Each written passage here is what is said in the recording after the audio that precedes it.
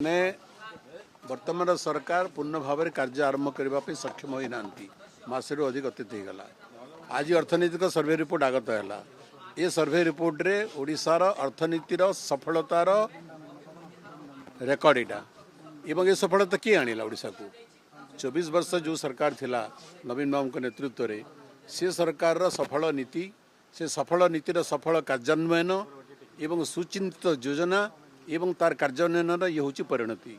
तेणु वर्तमान सरकार जो अर्थनैतिक सर्वे रिपोर्ट आसिले विगत सरकार सफलता एक कहानी अटे। रेलवे बजेट हमको बहुत से रेल मंत्री मु तो अनुरोध करी रेलर आगु स्वतंत्र बजेट आसूला बर्तमान लुकायित भाव में बजेट कहीं आसूची एवं से बजेट डिटेल कहीं दि जाऊ नहीं। आपंकर आगु आप जानती देश स्वाधीन होगापर रेल स्वतंत्र बजेट आसूला।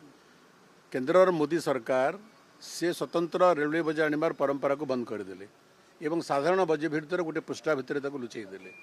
तेणु से बजेट डिटेल देखला पर आम कमेंट करें।